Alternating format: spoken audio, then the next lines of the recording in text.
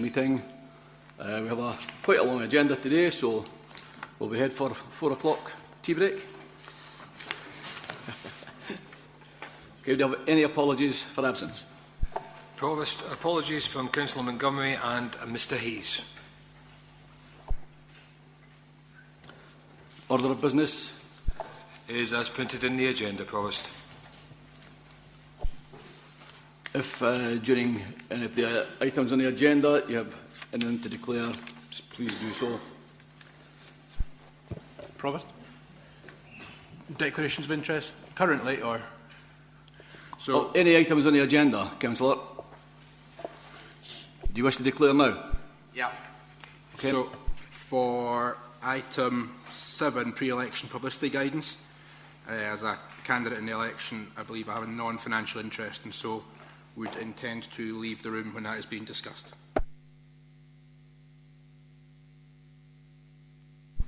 Councillor Baxter. Yes, same for me as well under item 7. Councillor Thompson. Likewise, yeah, I think it's because the recommendations for us to agree to the guidance rather than to note it. I think it's appropriate that we do so. Okay, thank you. Provost, on the basis that I'm an agent to one of the candidates, I'll not say which one. Therefore, I'll do the same.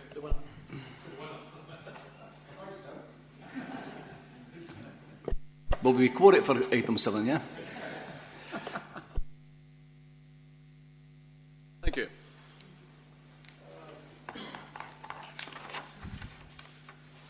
We have minutes for meetings for approval. Midlothian Council meeting up the 17th of February 2015. Councillor Milligan. Provost, just a quick question. I noticed just after the meeting last time that there was no allocation of budget in the 15-16 financial statements regarding the Old Bonnyrigg Leisure Centre, and I was just wondering if either the Chief Executive or the leader are in a position to indicate. I would expect that because of this late stage that there will still be some cost in there, but I didn't notice any, and I was just wondering if he was in a position to tell us, will there be a report for Bright Spark, what position, or have we agreed anything with Bright Sparks on the Old Bonnyrigg Leisure Centre, and what is the current up-to-date position? Councillor Thompson. Yeah, actually, I can probably give something on that. There's been an agreement, a design solution for the building, so it will be contained within the budget from the Last Wade project and the sale of Cock Pen. Solution will see Bright Sparks moving from Cock Pen to the former leisure centre following demolition of part of the building and adaptations to form a new entrance, and it's expected that work will be commenced during April. I don't know if we'll maybe get a further report down the line, but certainly that's where we're at following the last council meeting.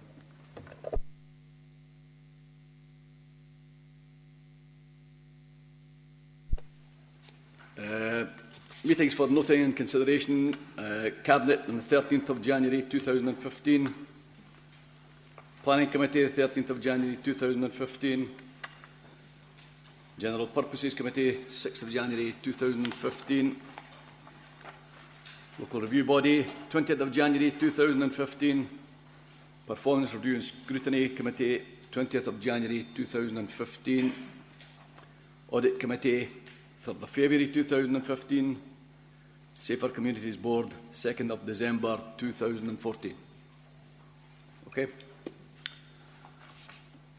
There are no questions in for the leader, but before we move to the motions, I would like to bring to this council's attention the fact that Pennycook High School senior football team qualified for the final of the Scottish Senior Shield.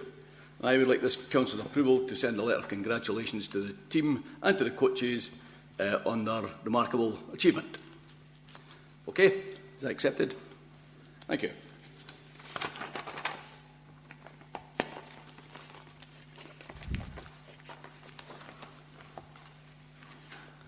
Now move to a motion brought forward by myself on the end of the miners' dispute, the 30th anniversary of the end of the miners' dispute.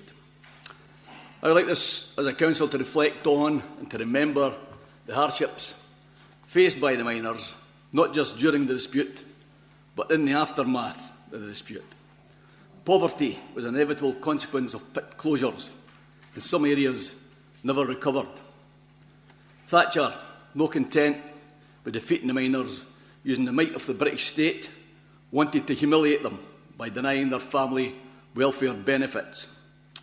The part played by Kenny McCaskill, a young lawyer at the time, in getting benefit entitlement restored to the families deserves to be recognised. Everything was stacked against the miners at the time, even the people they thought should be supporting them. As Michael Heseltine admitted in a recent TV interview, this defeat didn't just happen. It had been years in the planning. One lady from Midlothian, and her personal recollections as a young girl at the time of the dispute, said, "The Trade Union Congress let us down badly, and Neil Kinnock's role was despicable, as was his shameful treatment of the victimised miners." She went on to remind us that Ian McGregor, chairman of the National Coal Board, stated, "People are now discovering the price of insubordination and insurrection, and boy, are we going to make it stick."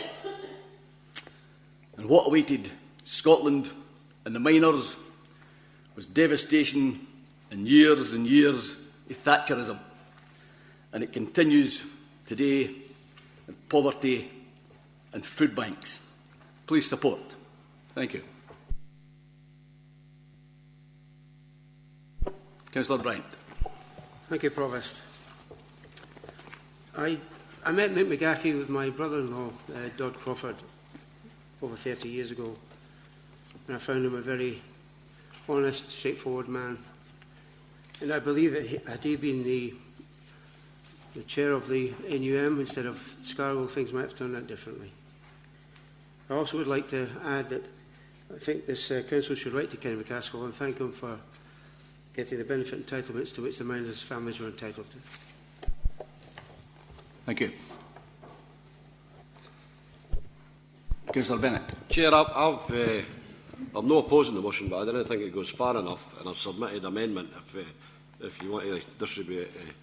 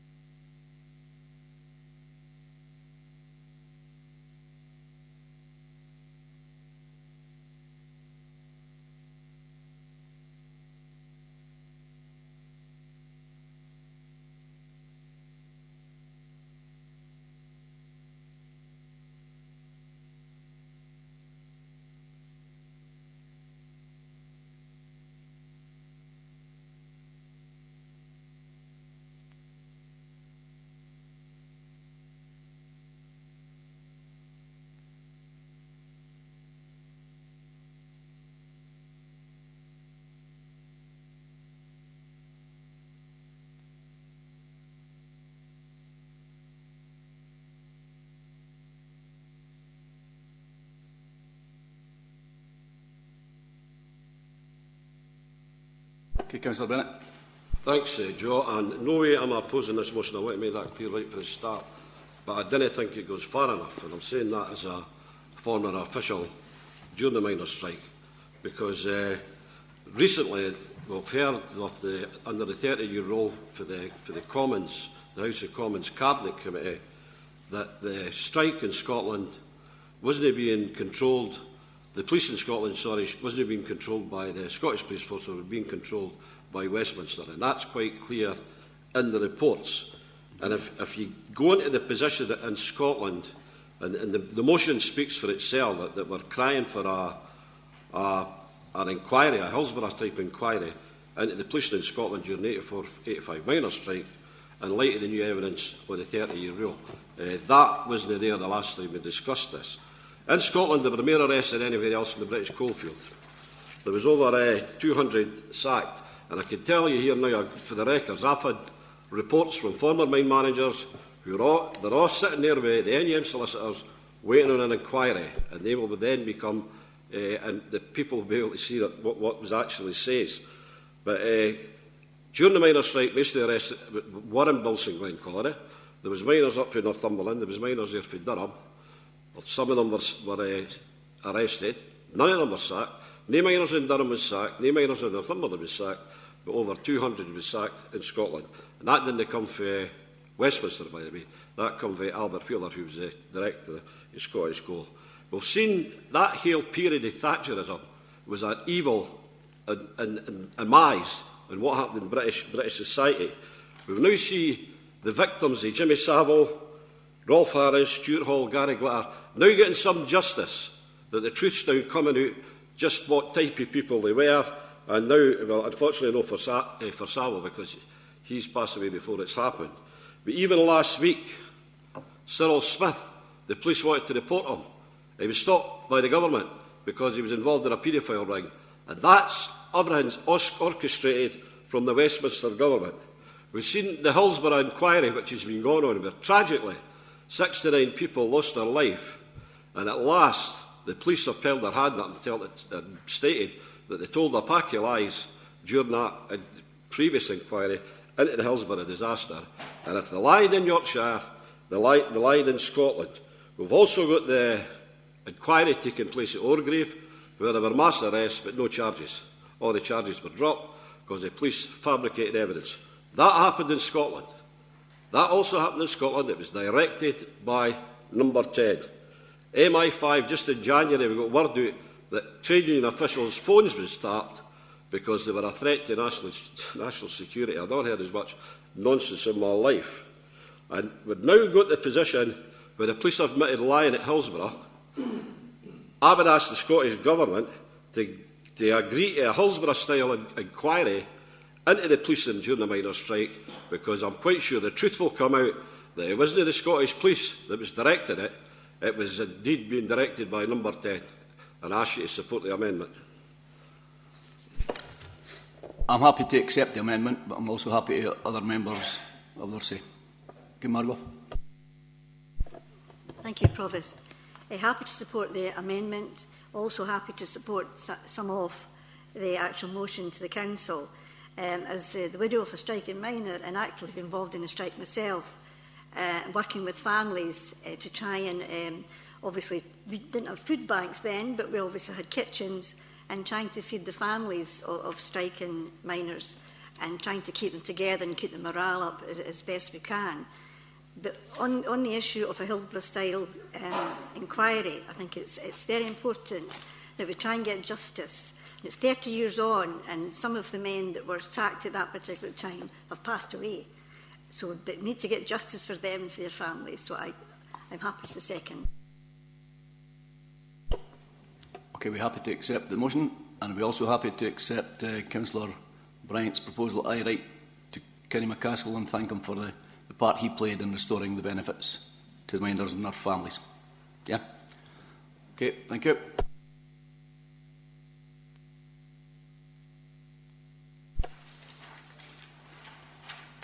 Item 6B, motion by Councillor Johnson.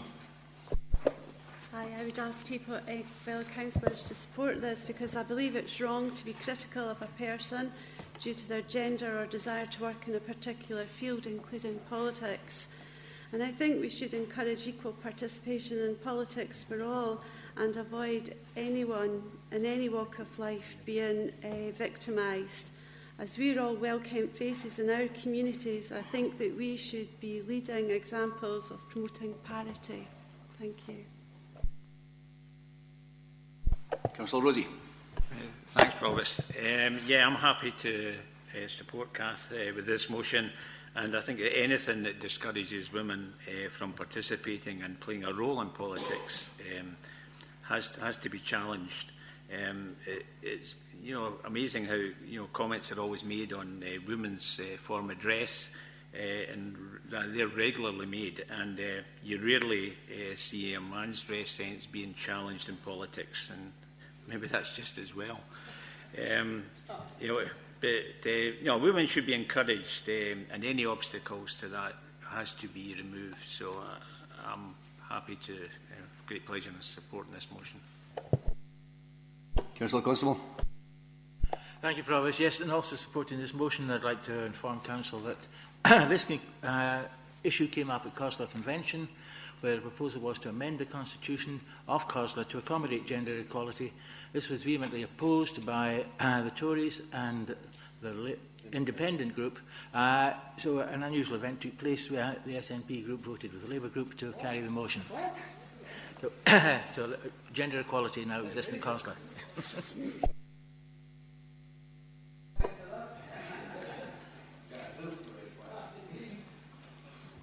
Anybody else? No? Okay. Well, I would just like to say that any society that denies equal opportunities to their women are effectively cutting off half their brains.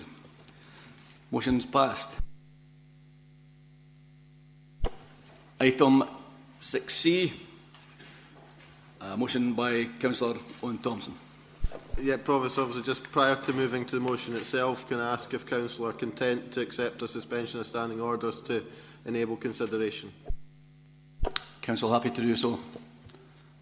Councillor Milligan. Yeah, Provost, quite happy to do that, but I would just like, for the record, to state that we've sought advice for the monitoring officer, because there are several Labour members, and I think there are several on the other side that are committee members from Gallaudet, and we have sought advice, thinking that members would have to declare an interest that we're serving on committees here, and that advice has been that it's okay for members to continue to participate in that in this issue, but it is just probably to put on the record that there are several members that are sitting around the table that are committee members. Monitoring officer, can you confirm that that's okay? Yeah. Yes, Chair, I can. The advice, the question was sought, as mentioned by Councillor Milligan, and particularly brought by Councillor Mrs Russell.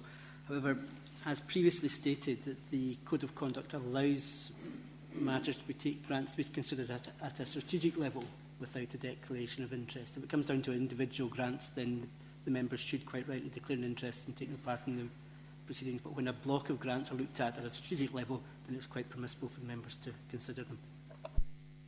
Thank you. Does Council accept the suspension of standing order? Thank you. Councillor Thompson. Thanks, Provost, and thanks, colleagues, for accepting that suspension. The reason this motion's here today is because I think it is recognising the unique position that the Gallaudet community events play, and also the fact that members may recall at the November meeting of Council, I did raise comments about some of our moves towards participatory budgeting, of which we have an item later on in the agenda today.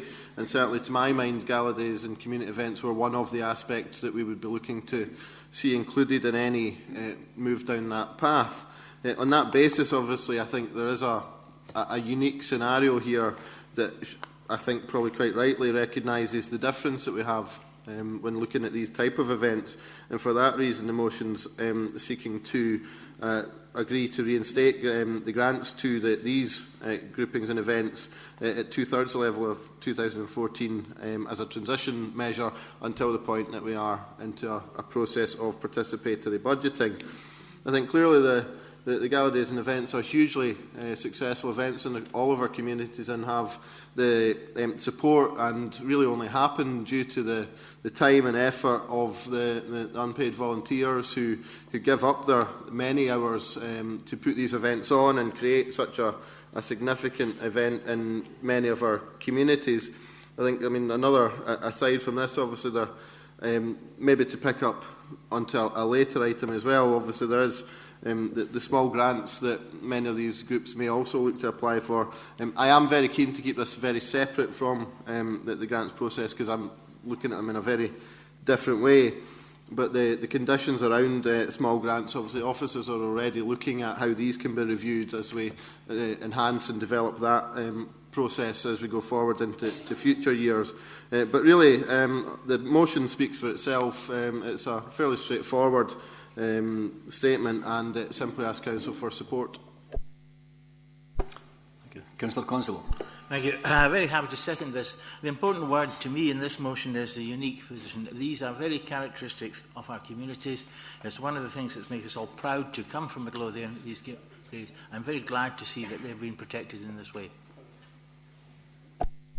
Councillor Young.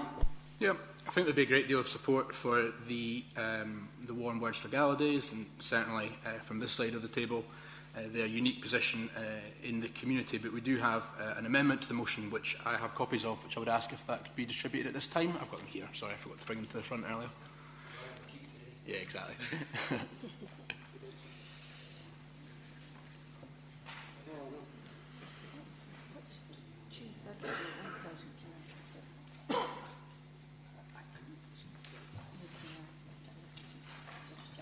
I've given you all my copies, so I still need one.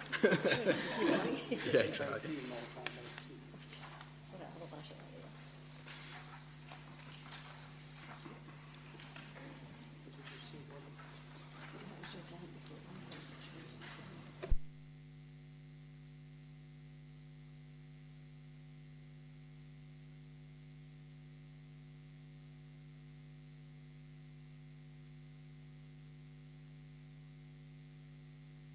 Okay, so I think elected members have got copies of the amendment in front of them. You know, of course, let there be no doubt at all that we support very strongly efforts to move forward with funding for the Galladays. I think everybody remembers going to them growing up, and I think everyone takes a great deal of pride in seeing younger generations of people enjoying themselves at all these events that have been put on. And I agree with you in terms of their unique place in our community. I think the issue now is that this is, you're right, it's separate in a sense from the rest of the grants process, and we've not taken the decision to broaden it out. But this is becoming a bit of a muddle. I mean, look, Labour gave the administration 2 chances, I think, to avoid getting to this situation. First of all, when the overall grants process report came up to Council, we suggested a working group to take those issues away and work cross-party to try and solve some of those things. It would have been our expectation that the problems that we're trying to fix at this late stage could have already been fixed by now. The second offer, I think I'm right in saying it was the second consecutive council meeting after that, which was when at the last council meeting, Labour tried to talk about using the increased surplus to talk about getting money back into the community groups, which would include the Galladays. At that time, we were argued down, and I think also tried to be closed down from having the debate in terms of whether it was even competent. So, of course, it's right for us to agree to suspend standing orders this time round. Of course, we would have done that. But look, I think the point that we would make is we've got to this situation now, 40-odd days before a general election. Galladays are A, unique, B, rightly, really popular, but we're in a muddle now.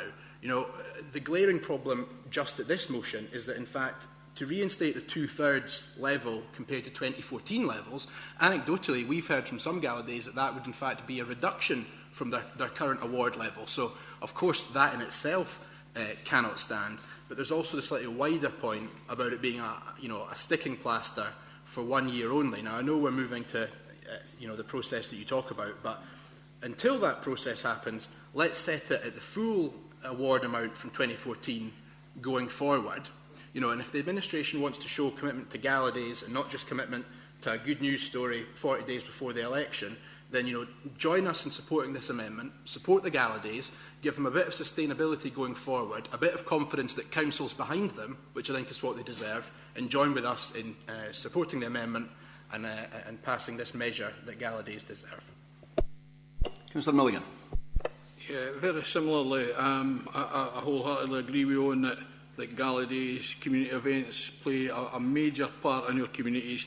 They bring masses of people together. In fact, Councillor Thompson will be aware that Lone Heath Galladay, there are people who travel back from across the world for Lone Heath Galladay to come back to their hometown, as they do in, I'm sure, Newton Grange, Mayfield, Gorebridge and everywhere else, that they have Galladays or community events, fun days, whatever they want to call them. So I think it is important that we recognise that. And as Kenny says, it's a shame that we didn't take the time to sort of sit down together and try to look at the community groups that needed support and needed continued support and that had a special place in our communities. It's all been, and I've got to be honest, I'm uncomfortable just talking about one group in here, but that's what's on the table and that's what's for discussion, and we're not free to talk about the other areas. But I think the point being made by Kenny is that Galladays have a special place. let's make sure that they continue with that special place.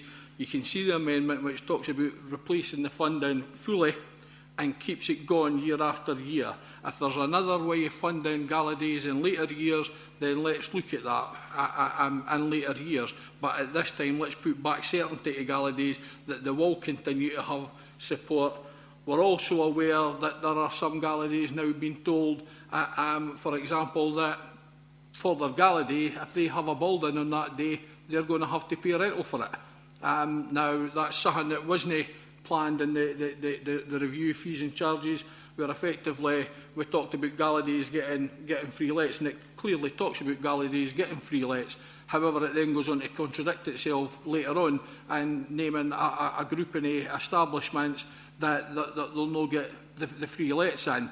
Now, I can understand that for their committee meetings and stuff like that, but when the actual gala days on that park, you can't say, well, there's a building half a mile down the road open, you could use hit. And again, there'll be money taken away for gala days, and I hope there's some sense is applied to that, and that the gala days didn't have to pay day charges, because I think that there was a bit of sense applied to the use of council buildings there. So we'd hope that we would accept the Labour Group amendment. It's for all the right reasons, and we would hope that it's acceptable across the board. Mr Thompson. Yeah, I mean, you can't query the first statement of the amendment, but I would have to question the competence of the second part of it. If we're being asked to agree to reinstate funds for all subsequent years at the 2014 level, how far does that actually go? Are we being asked here to implement an amount to pay to gala days for the next 150 years? Because, I mean, essentially what we've got here is a bit of paper that asks us to put in place an amount to be payable to the gala days in all subsequent years. Now, I would query whether that's competent or not, especially when we've had recognition that we're already looking down a process of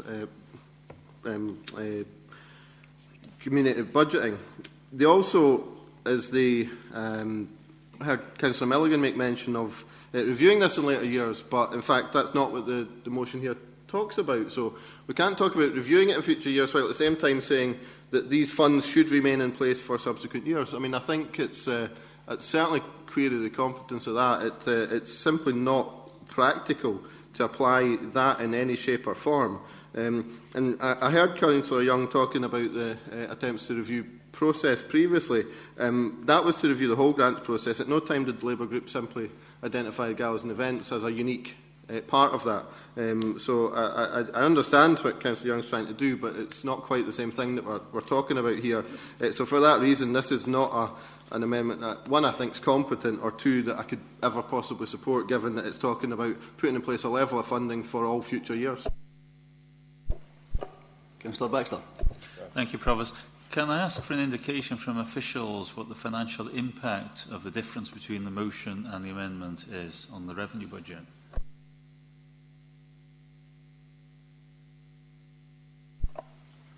So I haven't only received the motion today, the amendment. I couldn't tell you what the difference is off the top of my head. I'd have to go away and find that answer out, unless colleagues have got a better idea. Councillor Beattie. Thanks, Provost. My concern with the amendment is around whether or not this would, as I think Councillor Thompson's already alluded to, would this not be potentially counterintuitive to future generations in hamstringing any potential for actually giving a budget that would actually give some meaningful allowance to gala day committees in the future?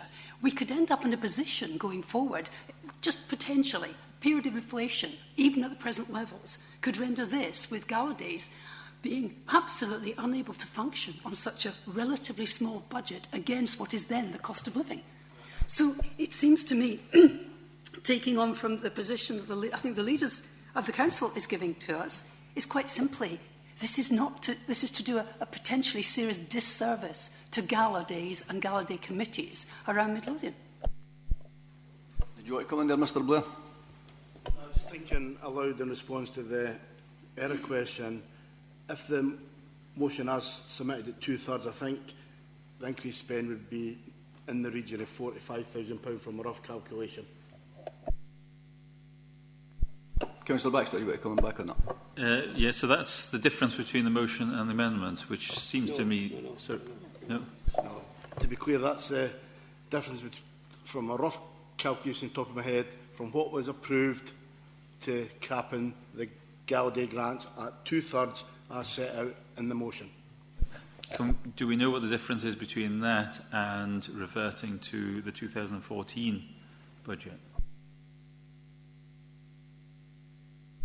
Again, thinking on my feet, I think it's round about up to £10,000. Coming back then on that, then it seems like this whole area needs to be reviewed.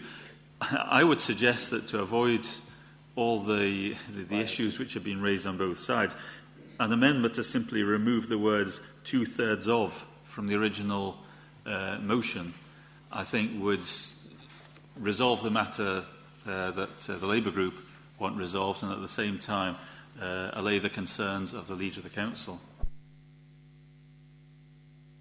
Do you have a seconder for that amendment? No.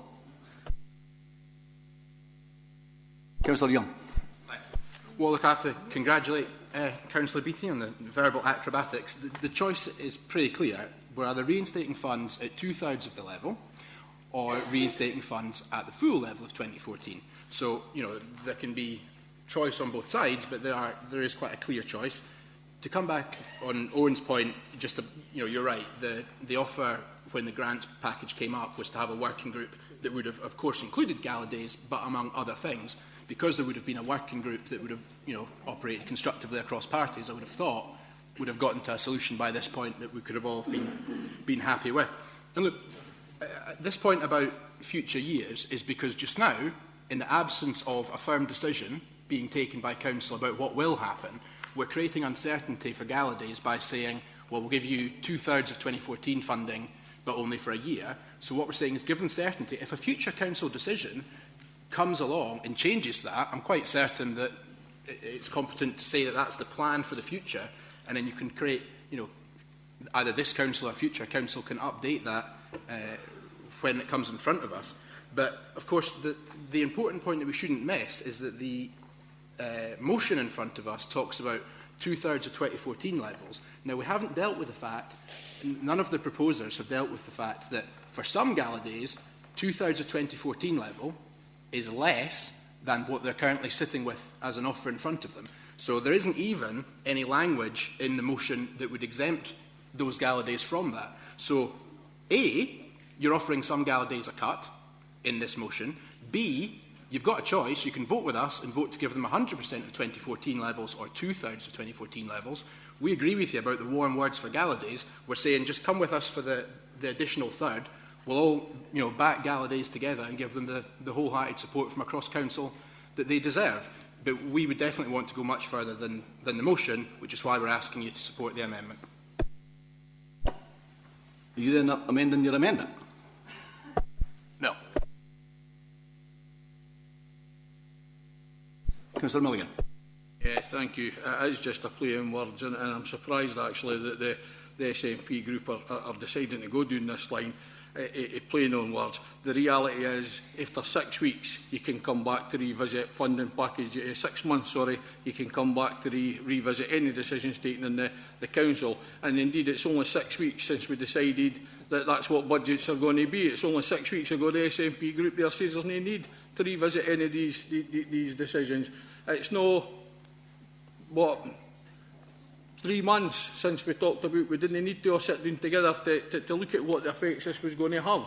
And here we are, changing a decision.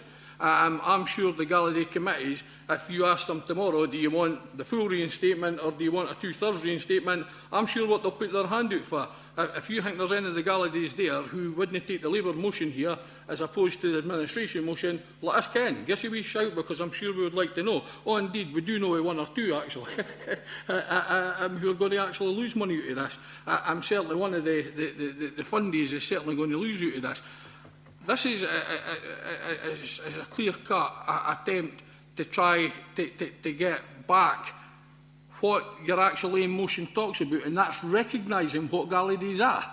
Now, Ian makes a reasonable point in asking about the cost of that, but the fact that there's nearly £2 million an underspend in this current budget, this is not a huge sum of money. It's a big sum of money to a personal, but in the reality is, in the big picture, it's not a huge sum of money.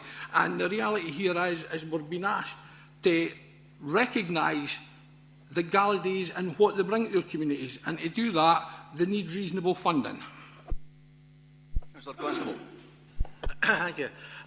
Councillor Young talks about giving gala days a comfort for the future, and then contradicts himself by saying that obviously a future council, as does Councillor Milligan, the last two lines of the motion of the amendment, are meaningless, because obviously a future council could and take any other decision after 6 months. So these would not give any comfort in the future to any of the gala days.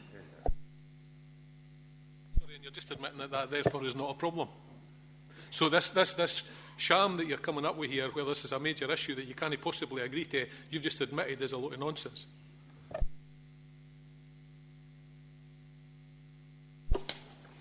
Councillor Thompson. I was just going to say, are we moving to summing up, Provost? So it's so the amendment first, and then right. Councillor Young, would you like to sum up for the amendment, please? Yep. Look, we agree with the administration about the unique position of gala days. It's it's been discussed round the houses. We don't think the motion goes far enough. We don't think 1 year gives any certainty. We think the 2/3 issue is problematic because it doesn't take into account gala days for whom that would be a cut, and also we don't think it goes far enough. We're inviting the administration to join with us in giving full and well-deserved support to gala days, or something that we don't think goes far enough. It's a clear choice. Sorry, Councillor Batch, did you want to call? Sorry, Councillor Thompson, but I didn't see his hand up. Yeah, just to say that I'm quite disappointed at how this whole debate's gone. It could have been resolved quite easily. I just feel the most important words in the whole of this debate are the last two of the amendment. I'll be recording an abstention from this. Councillor Thompson, would you care to sum up, please? Firstly, the amounts being offered are in response directly to the letter from the representatives from a number of gala and event committees. This is the amounts that were asked for, so that's why that amount is put in there. So to say otherwise is not exactly very useful. I have to say Labour's record on participation in working groups, albeit that it was one suggested by them, it certainly isn't great, by the lack of participation in the Business Transformation Steering Group, lack of participation in the Community Safety Board. It's something that happens over and over again, so I think it's maybe not unexpected that there's a surprise that why would the Labour group have suddenly participated in this one, given the lack of participation in just about every other working group that's been moved forward. I think recognition, what we're hearing from colleagues in the Labour group, I think, is a recognition that their very badly worded amendment has been found out. By trying to make a political point in advance of a general election, they actually have totally undermined what otherwise may have been a motion that could have been accepted. I think that second sentence about remaining in place for future years just absolutely tears it to pieces, and I think perhaps if that hadn't been there, that there may have been common ground. It might have been that there could have been movement that would have met Councillor Baxter's ambitions, but sadly no, that wasn't the case. To try and score political points, they ended up with a very, very badly worded amendment, which is simply unworkable. So for that reason, Provost, I move the motion in my name and ask Council to support. Okay. Those in favour of the amendment, please show.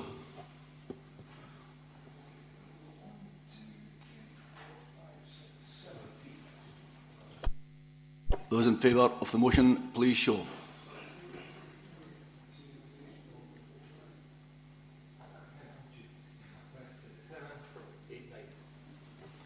And could you register that Councillor Baxter abstained? Motion is carried.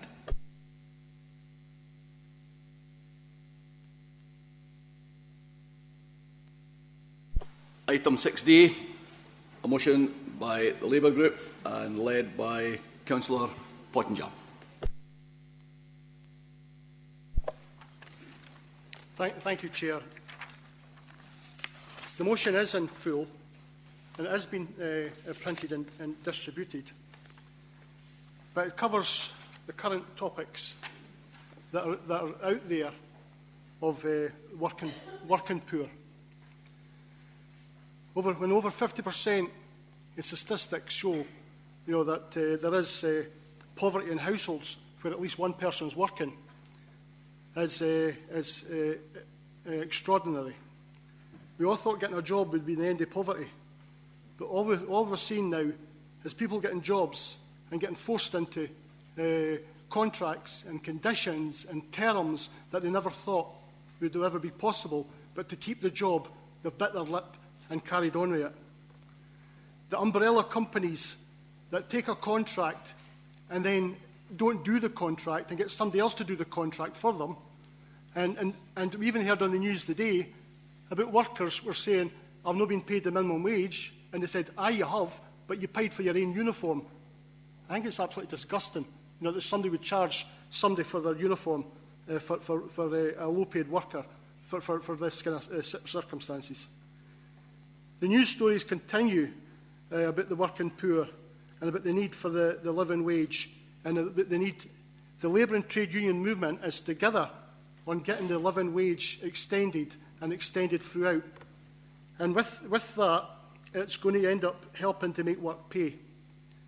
There's a lot of stats out there about the poverty, and Scotland has suffered badly in these stats because our working poor have got poorer quicker than the rest of the UK has got poorer.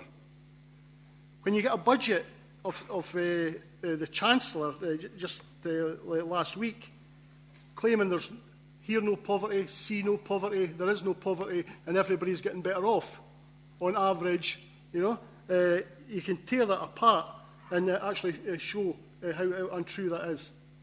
The poor are getting poorer, and the rich have been getting richer in this country for a long period.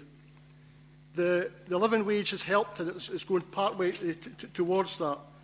But the thing is, within this council, we've got good progress on the living wage and employment conditions. And only recently, when we've issued the contracts to the home care services, we've seen many positive things in there, where the contractor is paying the living wage, is doing the work that they've contracted for. They're not passing it on to somebody else to do the work for them. They're paying things like travelling time for their workers between port or call, and they've got a clear positive agenda. But this umbrella companies scenario may have started in the construction industry, but it's spreading. It's spreading wide and wide, and they're using bogus self-employment. I repeat the word bogus. They're using full exclusivity clauses on 0 hours contracts. Now, an exclusivity clause on a 0 hours contract permits them from working anywhere else. Be flexible to me and I'll tell you what you're going to get to work. And people are accepting these kind of contracts, and we should have a look to see if any of our contractors that are working with Midlothian Council are in that same kind of frame. Because these are the kind of people that we don't want to deal with.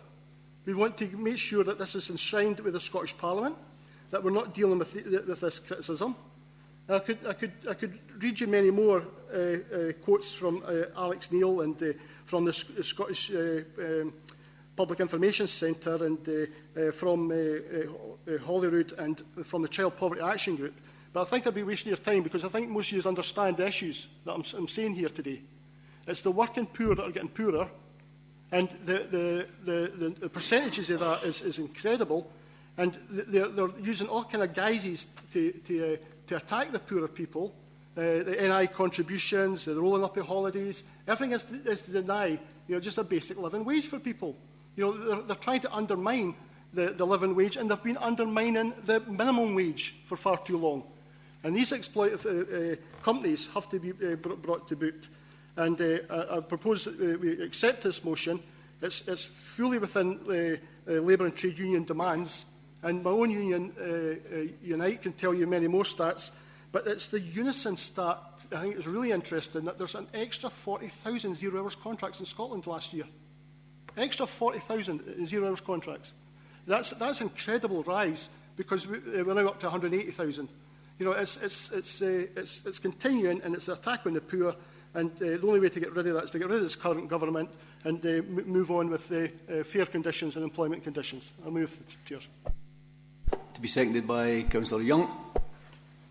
I formally second that and just reserve my right to come in if there's a debate. Councillor Thompson. Thanks, Provost. Yeah, and I'm happy to support this motion. I think this is an area I've taken a significant interest in. Back in November, I attended some meetings at Parliament with representatives of Unite, Christina McKelvey, who chairs the SNP Trade Union Backbench Group, and Neil Finlay, where we had a lengthy discussion about the implications and the impacts of umbrella companies on workers on construction sites.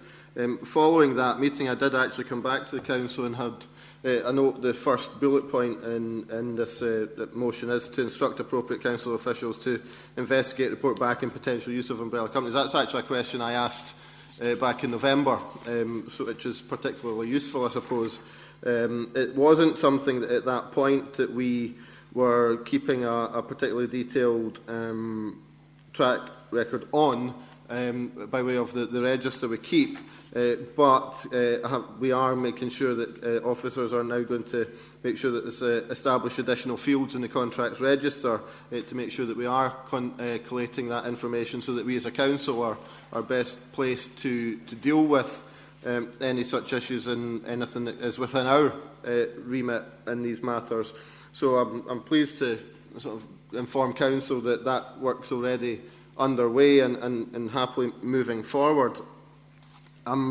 Welcome Councillor Pottinger's endorsements and recognition of the steps that this administration has taken in moving forward with issues like the introduction of the living wage. It was unfortunate that a proposal from SNP in opposition had been blocked prior to this administration, but obviously we now have the living wage being paid through Midlothian Council. Councillor Pottinger also mentions the minimum wage. Obviously, that's not something that either this council or the Scottish Government, in fact, have any responsibility over, sadly. Minimum wages can only be set by nation-state governments under European legislation. So while we can implement a living wage and encourage the payment of living wage through procurement and tendering exercises, we have no powers, sadly, to implement a minimum wage, which I'm sure many of us in this chamber would actually like to see. Slightly disappointing, perhaps, that when we do talk, and we have so much agreement in motions like this, that many of the powers that would be required to simply take action to address these impacts tomorrow remain reserved to Westminster. And there were an opportunity through the Smith Commission to propose new powers that the Scottish Parliament could then take action on. Unfortunately, Labour colleagues in the Scottish Parliament and nationally in the Scottish Labour Party determined that they would rather have a Tory government able to make these decisions than a duly elected Scottish government. But that's where we are, and that is what we have to deal with. I did toy with the idea that perhaps we should have included a line in here about actually pursuing the Westminster Government and UK governments to actually take some actions here, but I think I'm comfortable enough with the wordings of this motion that we can do it without need for amendment. So that being said, Provost, I'm happy to support this motion. I think we need to do whatever we can to support those who find themselves in situations of no fault of their own, where they are being forced into situations through the use of umbrella companies who are paying not only their own national insurance contributions but the employers' national insurance contributions, no holiday pay. It's a ridiculous state of affairs to find themselves in, so more than happy to support this resolution. Councillor De Vink. When I read all this, I recall that we tried to have a living wage introduced successfully here in Midlothian, and that was opposed by Labour, I seem to recall. Mr De Vink, I'm afraid to say, doesn't recall things very well. Okay. Councillor Coventry. Yeah, I just want to say, I agree with this motion. There's 700,000 people at least in Great Britain who are on zero-hour contracts, and the number's growing. It's linked in with poverty, it's exploitation, and yet we have the Labour Party sitting in this chamber who a few months ago were out campaigning with the Tories to protect the British establishment in order to maintain a system which they now produce a motion like this, which I mean, I think it's a fair-minded motion, but I mean, really, take a look at yourselves, guys, you know. Councillor Thompson. Yeah, it was just a point of clarity. It was February 2012 that the Labour Group voted against the implementation of the living wage. It was the second attempt once we had taken administration after the 2012 elections where it was supported. Councillor Milligan. Yeah, I'll remind Councillor Thompson that what the Labour Group at that time says was they would be happy to hear the details of what a minimum wage was, but it was further details and further discussion on the minimum wage. There was no rejection of it. There was an invitation to discuss it. Councillor Thompson, you attended, as did other members of the SNP group, the group that we had asked you for us to discuss the details of that.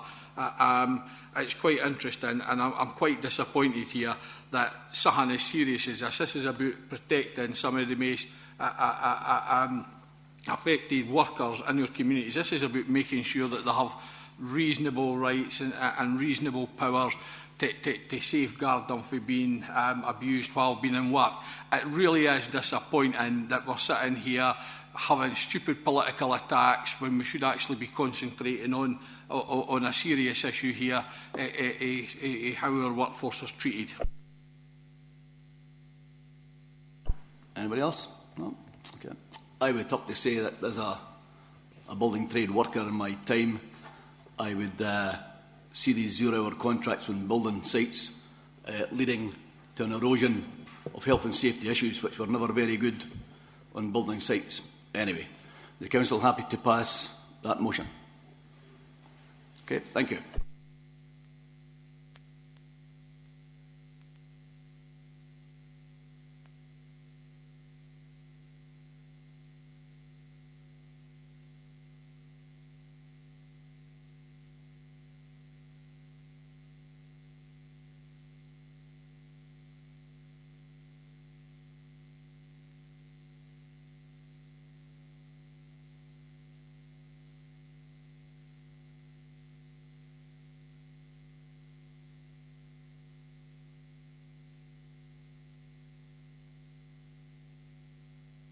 Is that everybody out that should be out? Thank you. We now move to item number 7, a report by the Chief Executive, Mr Laurie. Thank you, Provost. Members will be aware that in the run-up to elections, the Council publishes pre-election publicity guidance. This is based on statute and also on the Code of Recommended Practice on Local Government Publicity. You are asked to approve the pre-election publicity guidance set out Appendix 1 and the proposal that the guidance should apply with immediate effect. Either the monitoring officer, Alan Turpey, or myself will be happy to take any questions you may have. Councillor Constable. Thank you, Provost. In the absence of the leader, happy to move the recommendations here. This is all part of it. Perhaps we should just carry on now. We've got all the troublemakers out of the room as well. But okay. Council happy to accept this report. Okay, thank you. Could we have the...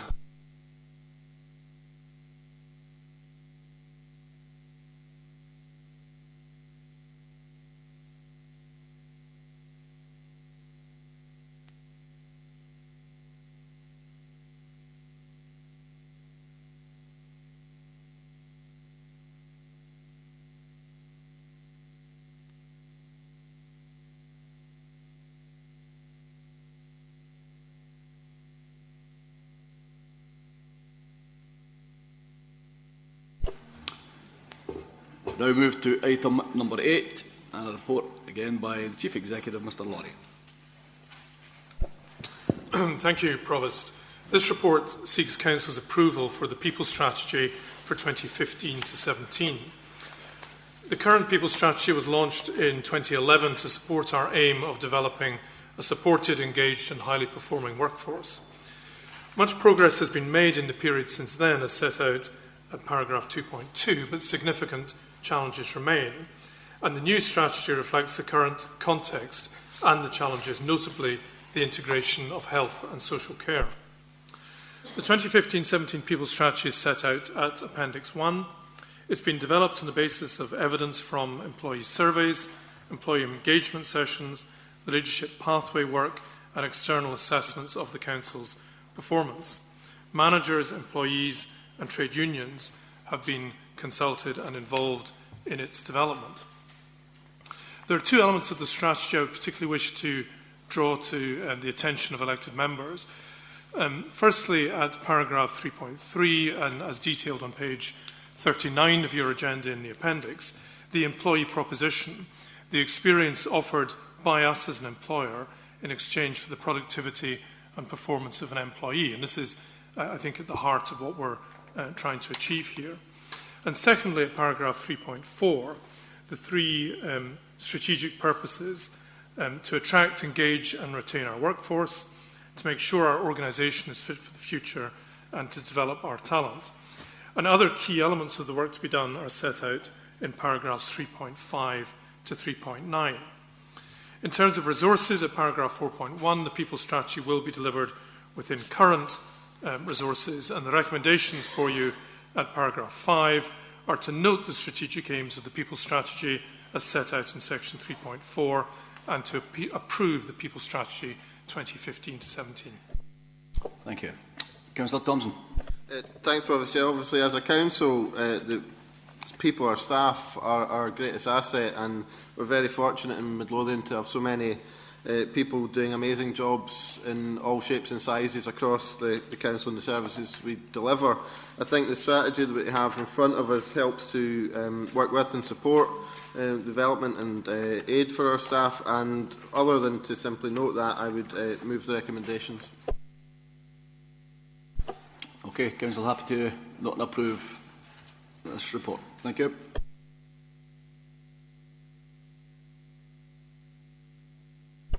Item number 9, the City Deal for the Edinburgh City Region, the progress update, a report by the Chief Executive, Mr Laurie. Thank you, Provost. This report provides an update on the progress being made in the preparation of a bid for a city deal for the Edinburgh City Region, and members will recall that an initial report on City Deal was considered by the Council at its meeting on the 16th of December last year, and the recommendations adopted at that stage are set out at paragraph 2.2. The bid for a City Deal will be a two-stage process. The first stage is the submission of a proposal at a strategic level to secure the approval in principle of the UK and Scottish governments. And if that is successful, then a much more detailed second stage bid will be required. At present, the focus in the Edinburgh City Region is on the preparation of the first stage proposal for submission. And following a procurement exercise, that work has been supported by the consultants KPMG, who have been retained to assist in the preparation and submission of the first stage bid. The timetable for submitting that is the end of this month, and some detail in relation to this work is set out at paragraph 3.4 and was included in the earlier report that members saw.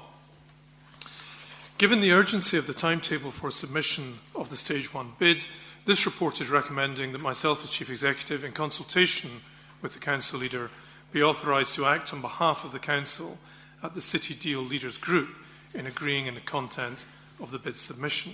And the recommendations you are asked to approve today are set out at paragraph 6.1. Councillor Thompson. Thanks, Provost. As we've previously discussed, I think the City Deal, while I had reservations initially, has the potential to create significant investment in infrastructure for Midlothian. I think the proposals that we have outlined here give an element of an outlined timetable that members can clearly see the progress that we're going to have to make, but would state and be trying to reassure everyone that at no point would we be looking to do anything that in any way we felt was detrimental to Midlothian. I think there was historically, I had it myself, a feeling that sometimes these deals very much benefited the larger partners in these sort of groupings, but that's very much not the case when we look at this deal. And I think, as I say, there's major benefits potentially for us as a council to gain from participation in the Edinburgh and Region City deal, and I would be encouraging council to support and to agree the recommendations. Comments? Councillor Brent. Thanks, Provost. Excuse me. The Glasgow and Clyde Valley City deal it's now on target to raise £1.5 billion. That's £1.5 billion. We're hoping in Edinburgh we'll do the same, along with our 6 partners, and I'm quite excited about the prospect. Council happy to note and authorise the Chief and the Leader. Okay, thank you.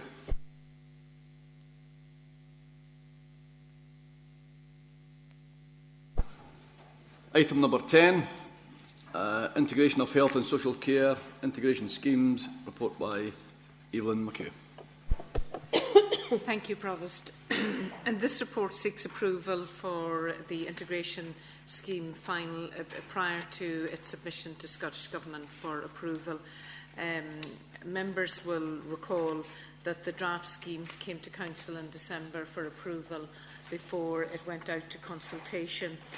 I'll just draw members' attention to 2 key changes that have that are in the integration scheme before members now that are different from when it was submitted in December.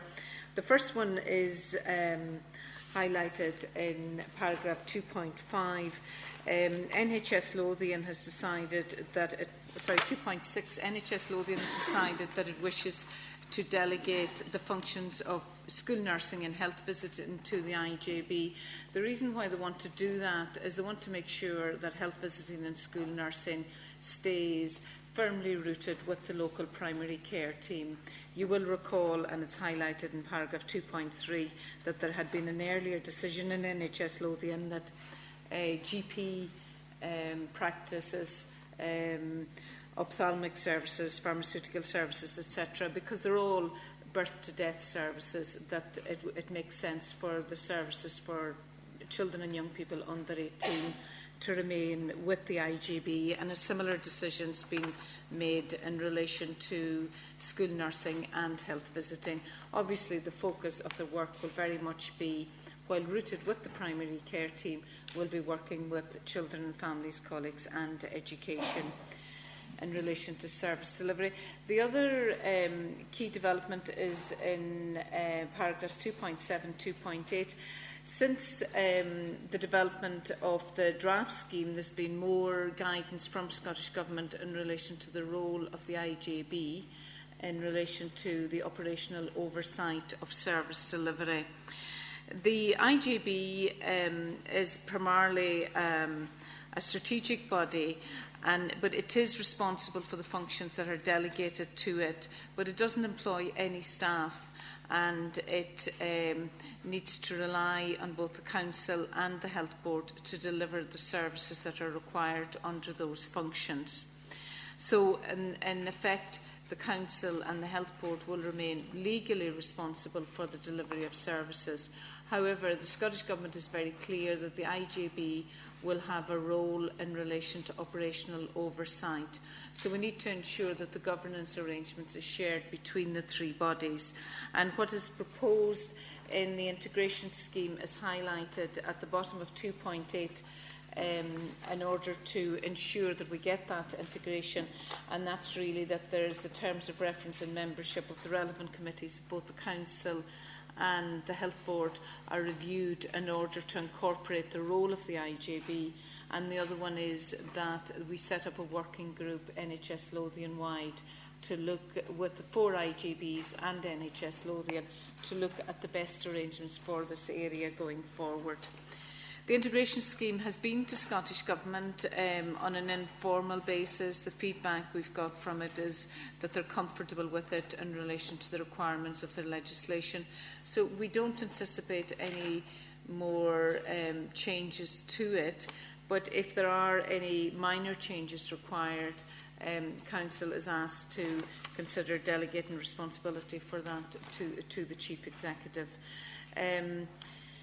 Paragraphs 2.9 to 2.11 highlight the next stages for the integration scheme between now and the IJB going live. Members are asked to consider the recommendations in Section 5. Thank you. Councillor Johnson.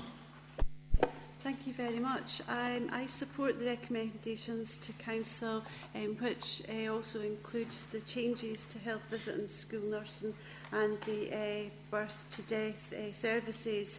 And because we've been keeping up to date with the informal updates through the Scottish Government during the draft period, it should go through straightforward, and I'm very pleased and looking forward to coming out of the shadow area period. I don't know what you call that. Thank you.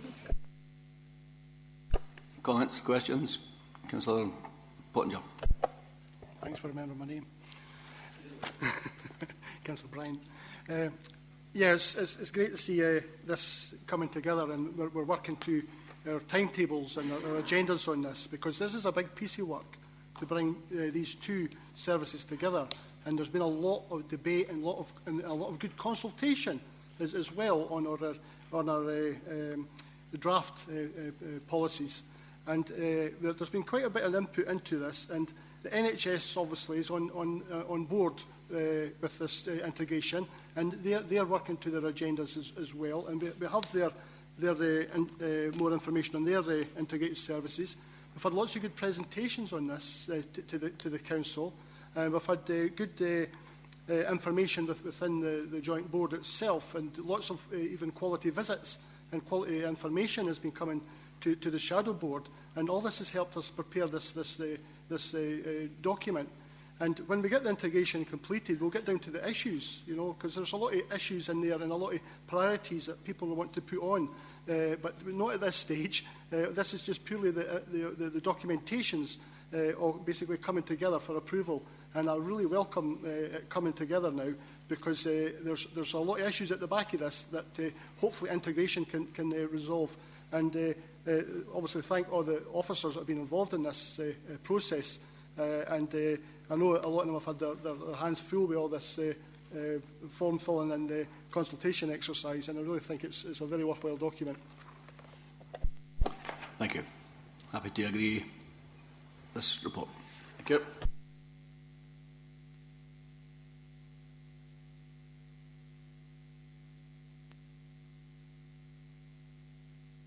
Item number 11, Midlothian Council Care at Home Tender Exercise. Report by Thank you, Provost.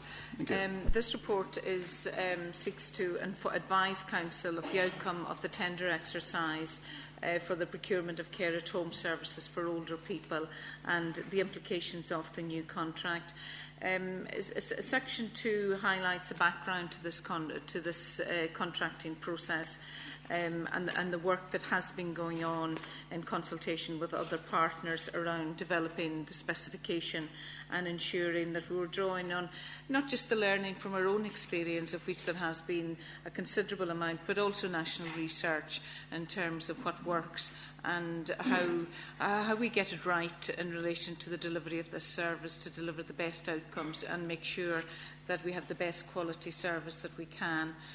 Paragraph 2.5, 2.6 highlights some of the changes we've seen in recent years in relation to care at home.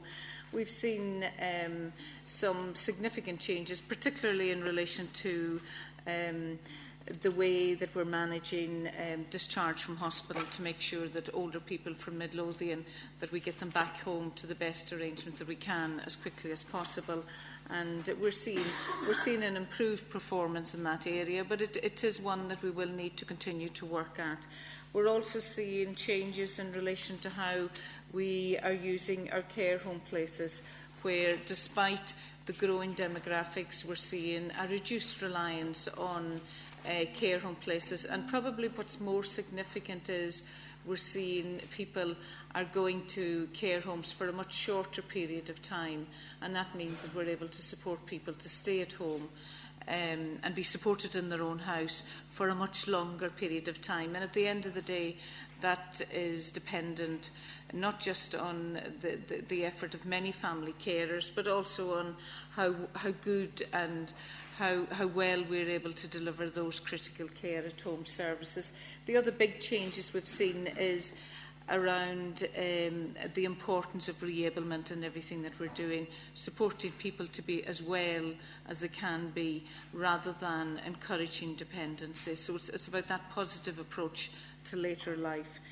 In the new contract, we have very clearly set out what we require of our providers, and paragraph 2.7 highlights some key changes that we're looking for and that we have incorporated into the contracting process, and that's really around trying to stabilise the workforce and make sure that we're able to provide that critical workforce with as much stability as it can in terms of the contractual arrangements, minimum hours, the living wage, travel time, but also making sure that we're able to make good judgments about the quality of the service users' experience and building that into the contract, good training for our carers as well.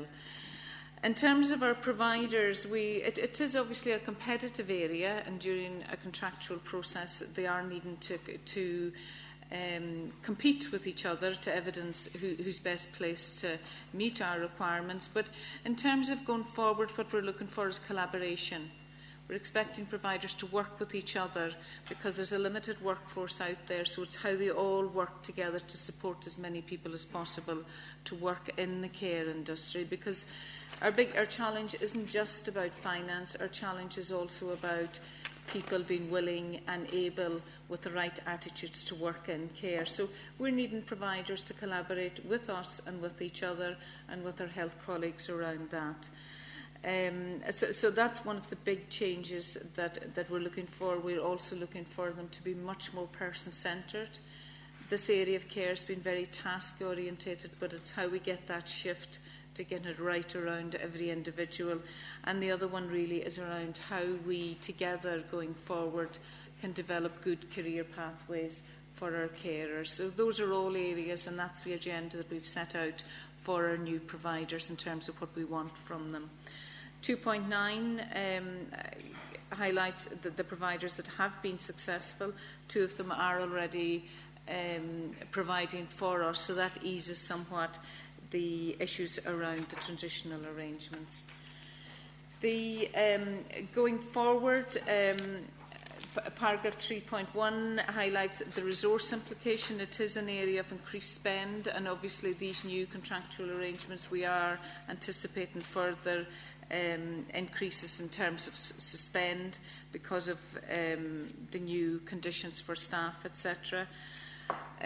Section 3.2 highlights the risk in relation to the delivery of these vital services and the importance of really having the assurance around our contractors and those good working relationships. Members are asked to consider the recommendation in section 4. Thank you. Councillor Johnson. Thank you very much, Evelyn. This is a new way of thinking, and I'm making assumptions that we're doing this contract in a more progressive way because of what we've learned in the past. There's one or two things that I think are particularly good. One is working in partnership with all the providers to encourage people to make a career of caring and to possibly include local colleges into a good working relationship for the future of our workforce in Midlothian. I'm genuinely enthusiastic about this because it's a different way of working, although I do know that it's going to be more expensive, but hopefully with our local workforce the money will still be generated throughout our own economy. Thank you. Councillor Pottinger. Yeah, this industry has been difficult for a long period of time. We've had contractors with a big turnover of staff. We've had, and that's not good for the clients because they're seeing different faces too often, and it's confusing. It's such a frontline service. It's so important, and to get it right and to respect the workers that are doing it is absolutely brilliant way to do it, because obviously we'll get the respect and the staff loyalty in return.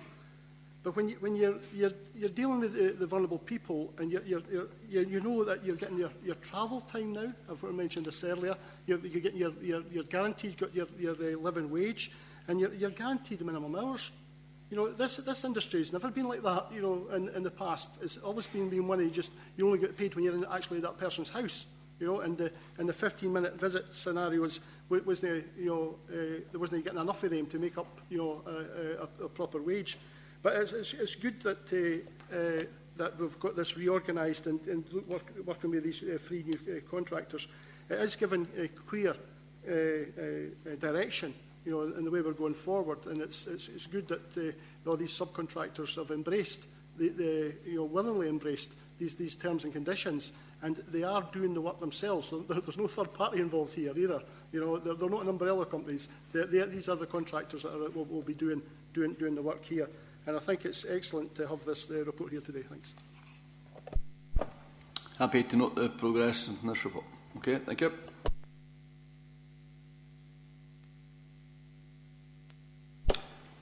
Item number 12, Food Waste Collection Service, report by Ricky Moffat, Head of Commercial Operations. Thank you, Provost. The purpose of this report is to update Council in relation to the proposed implementation of the new Food Waste Collection Service. By way of background, just kind of touching on 1 or 2 issues from the legislative framework. There is a requirement for us to roll out household food waste collection by 31st of December this year. The statutory requirement to collect food is limited to households that can present at the curbside or areas classified as urban, and I think it's just worth noting that when we look at the coverage. And the last point there, the regulations prohibit biodegradable waste from all waste streams being disposed of to landfill by 31st of December 2020. And it's probably worth noting at this point that we as a council have signed up to build a residual plant at Miller Hill, and that will be commissioned by 2017. So in terms of meeting that particular target, this council will be well ahead of that target. In terms of implementing the separate food waste collection, it's maybe worth reflecting a little bit in terms of history. And the initial advice when food waste collections were first mooted, advice from Zero Waste Scotland suggested that the amount of food waste that would be collected would be of the order of 2.5 kilograms per household per week. Turning over the page to 142, you'll look at the table, what's actually being collected around the country, and it's significantly less than that 2.5 kilograms. The work that we've done within Midlothian Council, we are targeting a figure of around 1.1 kilogram per household, but clearly on the basis that we in Midlothian have been more successful in some of our recycling collections than others, we'd certainly look to see if we can get higher than that. So what that equates to is approximately 2,000 tonnes of waste that we'll take out of the residual waste stream each year. So that will add an additional 4% increase to the Council's current recycling rate. So in terms of how we'll do that, households will be provided with a 5-litre internal caddy and a 23-litre external caddy. Now, clearly, subject to Council's approval to progress this, we will go through a tendering exercise.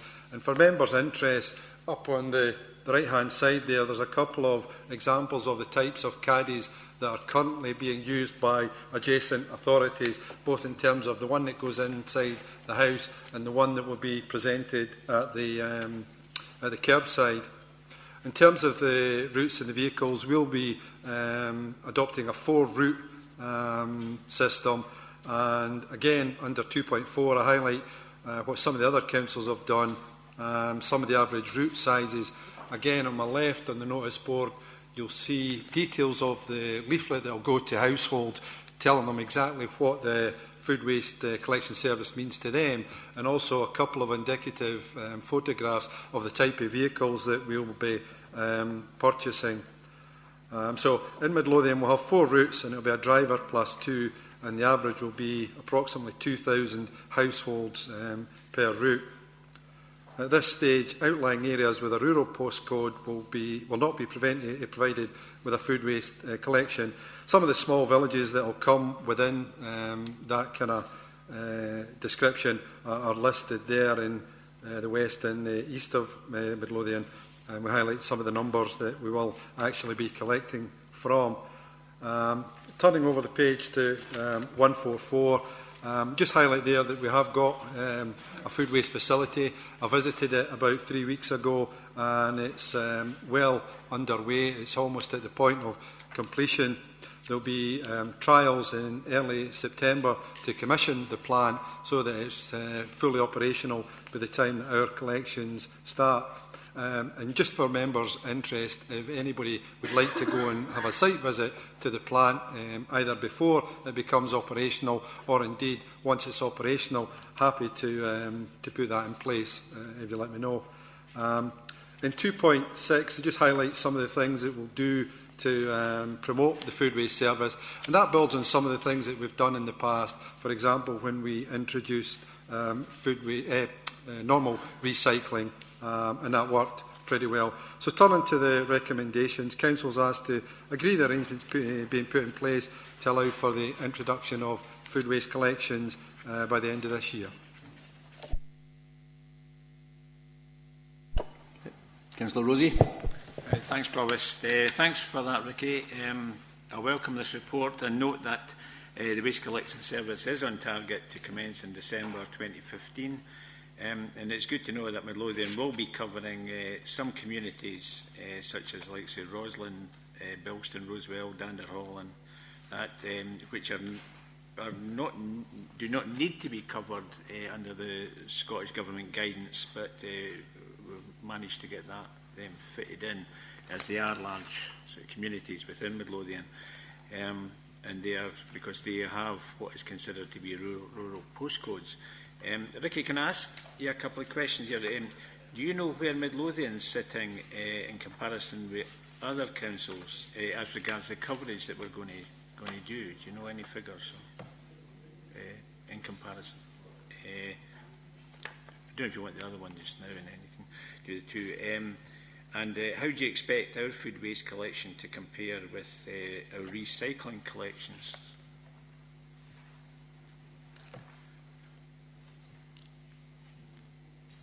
Thanks, Councillor. In terms of the first one, it's actually an amazingly wide variation across Scotland in terms of the percentage of properties that councils actually collect from. As I understand, Scottish Borders are in the low 40%. City of Edinburgh Council, I believe, are targeting approximately half their households. But there's a variation. For example, in East Ayrshire, you could be talking about just over 60%, where South Ayrshire are almost full coverage. It varies right across. But we in Midlothian will be in the low 90%. The average across Scotland is below 90%. In terms of the second question, we do have slightly higher coverage for recycling than we will have for food waste. Generally, what's happened across the country is that there is a real difficulty in obtaining food waste collections from some of the flatted properties, for example, but we do get our recycling collection. So there's not a great difference, but there is that difference. Thanks, Ricky. On that, I would recommend that we agree the recommendations as at 5-0. Councillor Milligan. Yeah, thanks, Provost. Provost, I have a few questions, and maybe I might have a suggestion, might know. Ricky, you talk in the paper. You're talking about free biodegradable bags. I take it, and I take it that'll continue for the future. That there's no cut-off point to that. But I think the more important ones that we would like to know is when you're bringing the food waste in. Is that going to be phased in? When we brought in recycling, a lot of the credit that was given to the success of that was it was phased in, and it was phased in where it had you had the support of the management, the supervisors and that, in specific areas. Each route, I think, was brought in one at a time, and then you could actually put in a lot of support in there to help people understand. Do you intend to phase that in? Because I think that could be quite an important factor. And when you talk about 4 routes with the 2 drivers, Will that mirror existing collecting routes? Will that, what I'm keen to make sure here is we didn't have a bin day on a Monday and a Thursday for the same house. If you've got a bin day, whether it's recycling or waste, we would hope that would be the same day. Yeah, in terms of the first part about biodegradable bags, the intention is to provide them evidence from all the various trials, all the areas that I've carried out and have continued with food waste collections, suggest that you get a higher presentation and a higher acceptance if the council provide the bags. The second part about are the collections going to be phased?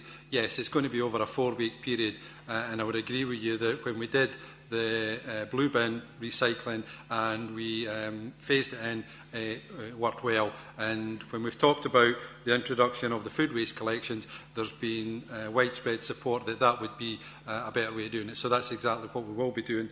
The last point, the difficulty in trying to get the same collection day is that with the residual waste collections, we have something approaching 1,200–1,300 households per route. As you would note from the paper, we're looking to extend that, and that's because of the presentation rates to about 2,000. So we have two choices. We either have a different day for some of these people, or we increase the number of vehicles. But in truth, if we increase the number of vehicles to get them all in one day, then we would have periods where we were effectively redundant. So there's an inevitability that there's going to be different days for the food waste collection to, for example, the residual collection. Provost, I'm disappointed. I was hoping that we were going to say, because if we're really wanting folk to participate in this, I think having that one bin day, I don't think it's the end of the world that it's no, but I think where possible we should try to make sure it's mirrored. If we want a high participation rate, I would suggest the more we can mirror that, then the better. One of the other areas I'm looking at, Ricky, and I'm just going to make an assumption in the box where we talk about the following small villages will not be collected from. There's about 300 houses or so in that, but we talk about there being 1,400 houses that will only be uplifted for, and I'm going to assume that they are flats, rather as asked the question. It sort of stands out to me that it might not be affordable to go to them all, but I think the rural community deserve to have an offer of some food waste recycling. Now, I don't know in what ways that could be looked at, but I would ask that we investigate ways that there could be some form of food waste wisely collecting within these rural communities, and that we make sure. And I mean, I'll take the example we've just talked about. We've got this fantastic facility at Miller Hill. All the motors are going to be running through Miller Hill, yet we're talking about no collecting food waste in Miller Hill. So I think it would be helpful to ask the communities whether or no they want to participate in this, if there's something that's there, and to work with them to sort of see if there's other ways. If it's too expensive to send a lorry away up to seven houses, are there other ways, or are there other kind of containers that we could provide that would allow them to be involved in food waste participation? The big problem we have with offering something that's alternate to what we're doing, for example, if we took something akin to recycling, where people can recycle it to either Stophill or Pennycook, and they can put the wood in the wood skip, etc., etc. If we could do something like that, that's fine. However, what hampers us there is the animal byproducts legislation, and SEPA are absolutely clear on some of the recommendations. To be honest, an arrangement like that would preclude us providing something at Stophill to allow people to bring their food waste in. Just to kind of look at it in these rural communities, if we were to try and create another route for these rural areas and rejig some of the routes, we would be talking about, as things stand, the food waste that we're collecting, the 2,000 tonnes, just to put some numbers to it, is about £267 a tonne. That's what it's going to cost us. To put another route on specifically just for these rural areas, this is probably in excess of another £100,000, and that would equate to almost 6 times that for these areas. I've not heard of anything being provided for some of the rural areas. When the Scottish Government brought out their guidelines, as Councillor Rosie indicated, that suggested that areas like Bilston, Roslin, Rosewell shouldn't be provided with a food waste collection. So this council, in the work that we've done, has kind of made sure that that is not the case. So there isn't something readily available to other than another collection route to address these rural areas. Councillor Bennett. Thanks, Provost. I just want to come in just to what Derek's saying, because if you go to the first paragraph on page 141, it's the Edinburgh Midlothian Food Waste Treatment Plant at Millerhill, and if you go to 143, areas that's not going to be affected because of a rural postcode is Millerhill. And I just think it sounds nuts that we're opening a treatment plant at Millerhill, but we're not going to lift the food from Millerhill. And honestly, I could just picture that on the headlines of the Edinburgh Evening News. New treatment plants opens at Millerhill, but the residents of Millerhill do not get their food waste uplifted. I think that's got to be addressed and has got to be changed. And if you remember, going back, there was a bit of opposition to the treatment plant for Danderhaw Community Council at that time, and we did arrange a visit, Ricky. We went through to Lanarkshire, to some plant there, and it helped a lot of the fears that people were making. But I noticed when we were through there was a lot of food waste, out-of-date stuff for supermarkets. Now, because we're covered in Edinburgh and the Midlothian, although there's not so many supermarkets in Midlothian as there is in Edinburgh, will they be included in uplifted food waste? The facility that we've got here is for household waste. The design of the plant is to allow both Edinburgh and Midlothian's food waste to be treated, but there is some spare capacity, and I understand discussions ongoing just now to see where that spare capacity is going to come from. I suspect it may come from some of our adjoining neighbours rather than from any supermarkets, etc. The only thing I would say is that when we introduce our own collections, there is the opportunity for customers that we pick up, i.e. our trade waste customers, to have their food waste deposited at this facility. Just to follow up on that question, I mean, when we went to the plant through Lanarkshire, the manufactured from the food waste fertiliser, which subsequently went to the farming communities for the land. Is it something similar with this plant? It's that long ago, Ricky. I can't remember the last time I was through Lanarkshire. Yeah, it's absolutely the same. There will be a fertiliser product that comes from the end of that process. Councillor Beattie. Thank you, Provost. By way of a question for the officers, I'm seeking some guidance about provision being made available to those dwellings. There are several in my ward where there are flatted dwellings that have no garden, they're not high-rise, and there is no facility within the areas of those streets for communal provision of recycling. They already have difficulties with accommodation for the existing recycling bins, and they're left obstructing the pavement. I know that the officers are aware of this issue, and I wondered what consideration had been given to people who find themselves in that situation where they have neither garden nor other alternative places to store the 23-litre caddy. Thank you. Yeah, essentially, within the legislation, it makes it clear that where a property is difficult to collect from, then there is no legislative requirement for us to do so. Similarly, as with any recycling, there is no requirement of the householder to either participate or separate their waste. So it would really be on a case-by-case basis that if someone has a difficulty in storing another caddy, then we would have to look and see how we could address that. Councillor Baxter.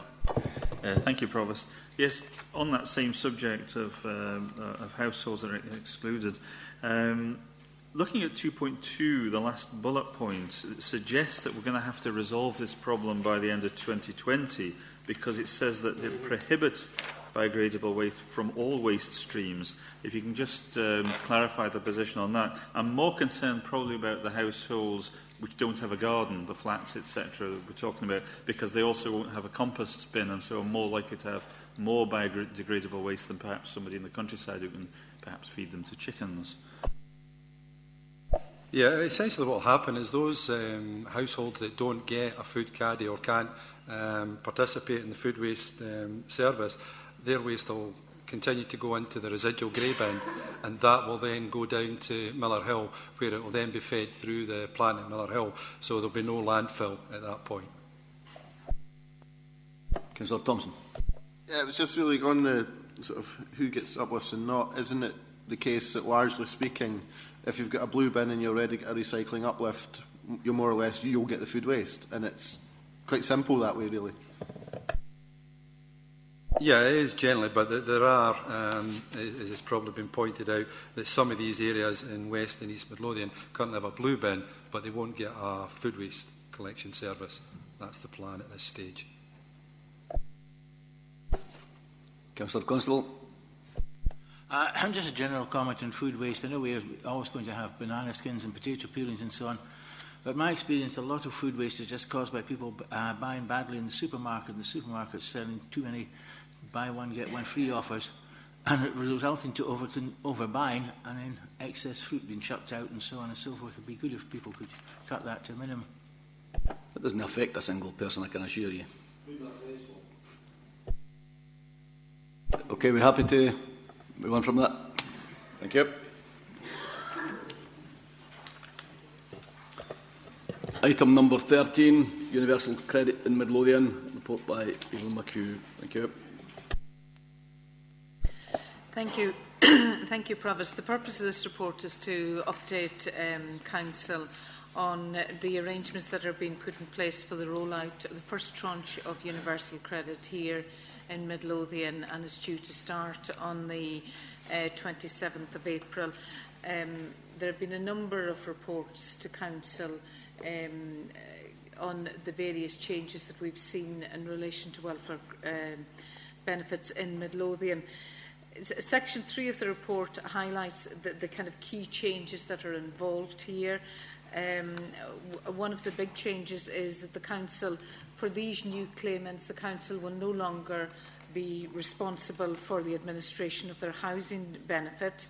It's a new single benefit, and it's only single people with no dependents who are unemployed but considered fit for work who will be included in the first tranche. So we're expecting that the numbers will be quite low, but it replaces a number of benefits for those individuals. Some of the key changes are claimants are now expected to apply online, and also they'll receive just one payment a month. Obviously, there's a big task for us in terms of ensuring that our staff are aware of the changes and the systems and processes are adapted to take account of the changes, but also more critical that we're able to identify the people to whom this will apply so that we can make whatever arrangements we can to mitigate the impact. Section 4 highlights the delivery partnership agreement that we're looking to enter into with the DWP. Again, the critical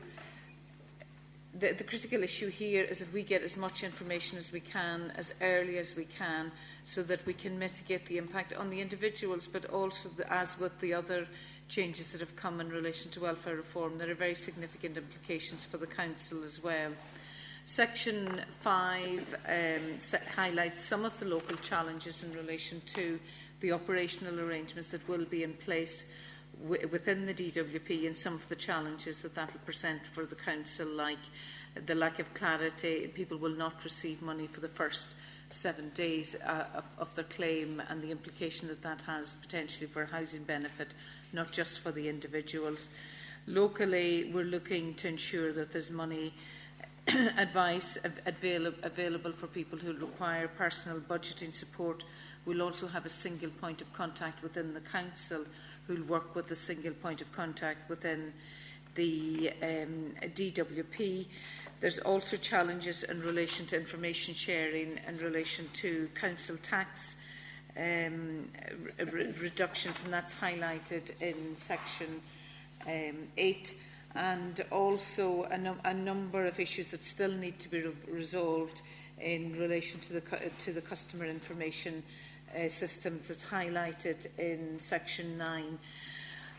As with the other changes, we're again expecting a negative impact potentially on our housing benefit, our HRA account, and the risk from housing welfare has been upgraded to 1.5 million per year as a potential impact from these changes. Members are asked to consider the recommendations outlined in section 14. Thank you. Councillor Thompson. Thanks, Professor. Having had a report on this item to the Cabinet, felt it was important to have Council give it consideration. I think what's clear to be taken from this report is the just complete and utter shambles that introduction of universal credit is.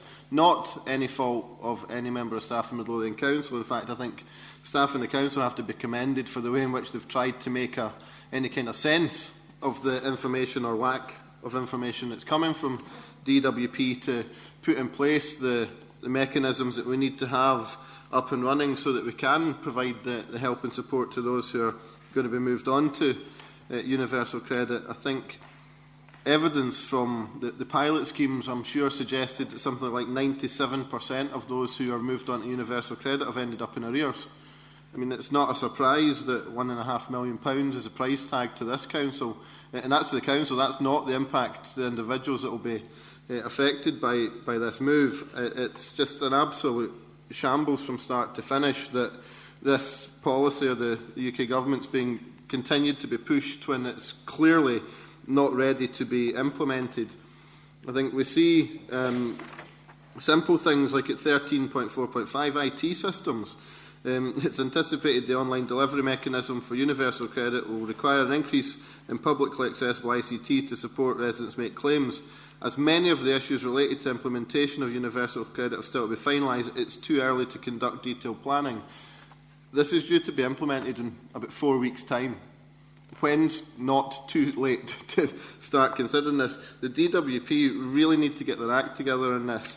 I mean, I've said before, I think given the condition that this is in, I would be reluctant to see this council agreeing to anything to see an implementation that we couldn't be confident that we could actually manage because of the lack of information we're having. I was simply expected to close our eyes and hope for the best, that in fact the systems in place around us are going to be sorted, because clearly the evidence so far is that the DWP and UK government aren't managing that. The fact that somebody who's a new claimant will not receive any money for the first 7 days of their claim, how can we possibly expect to impose that on residents in Midlothian through no fault of their own? And these will be potentially some of the most vulnerable people in our communities that need help and support. It's one thing for us as a council to put in place the mitigating actions that we will do, and that help and support will be there for our residents, but far better if this simply wasn't happening at all. So I do recognise the recommendations in the report are to note the update and the work done to date, to note the delivery partnership, note resource implications, and to note the working group will continue to monitor. I would suggest going beyond that and adding, in agreement with 56 charities across Scotland who recently wrote to Ian Duncan-Smith, I think that we should be writing to Ian Duncan-Smith simply to say, stop this now.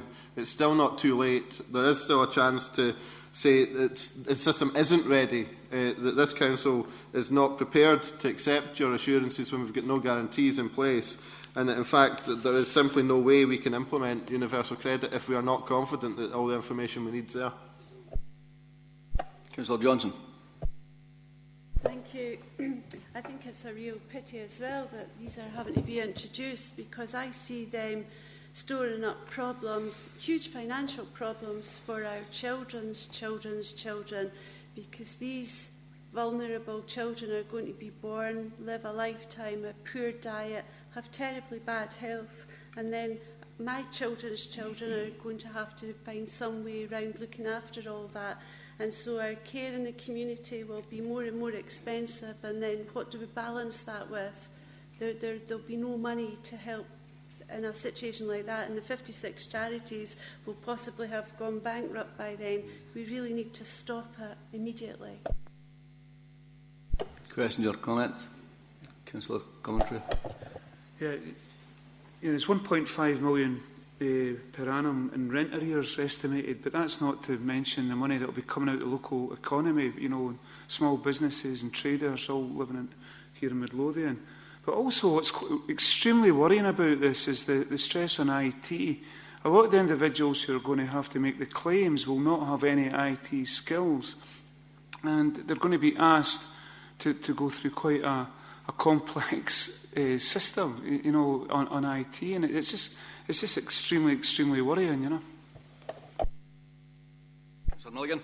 Yeah, Provost, I understand the council leaders' concerns here,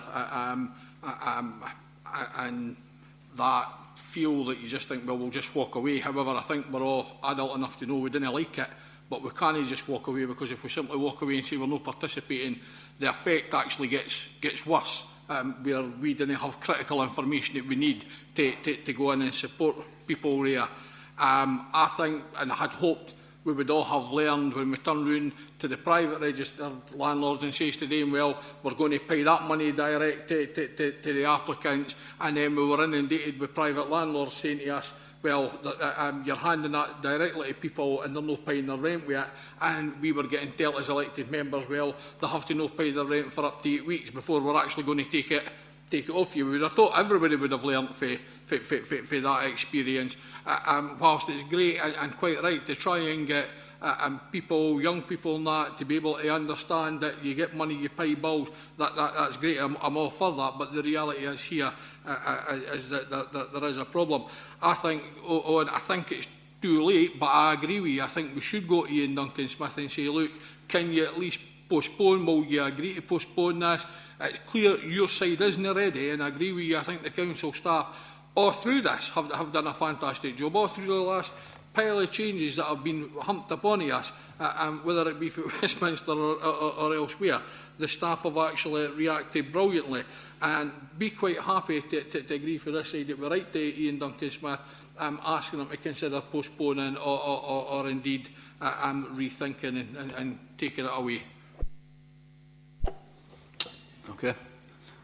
My own suspicion is that this is not done to help the poorest in our societies, and the University of Sheffield Hallam estimated that £25 million would be taken out of Midlothian's economy by the universal credit moves by the UK government.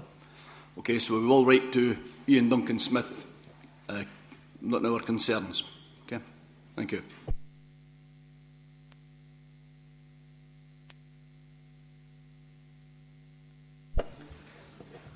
Item number 14, participatory budgeting in Midlothian. I nearly said that right. I'll leave Mary Smith to say it properly.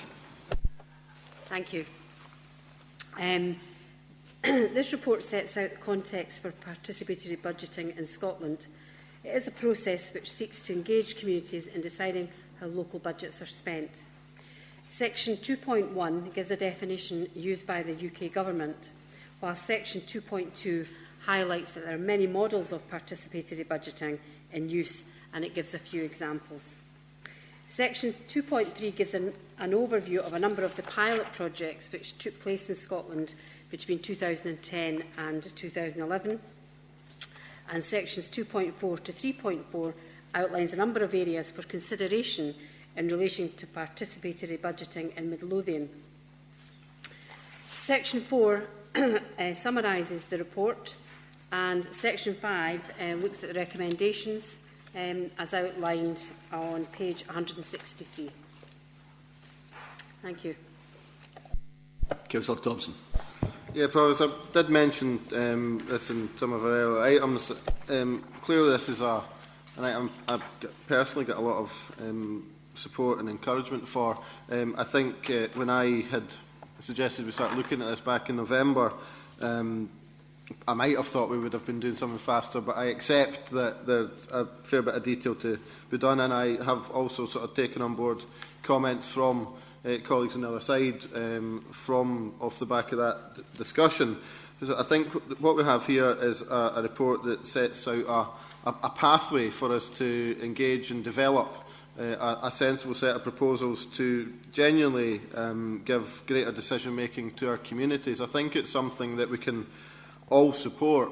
I would certainly hope it's something we can all support, because I've argued for a long time that the best decisions are made by those closest to where they're affected. So it's natural that as you progress from local government, and I've made the same argument for more decision making should be coming to local government, that's not a secret, that the same should be passed on to our local communities. So with that, Provost, I think we have an enabling report here that lets us start that discussion to build up the model to use to discuss that with our communities, and to bring that back to a seminar of the Council to discuss further, to look to a pilot hopefully being able to be introduced from April 2016.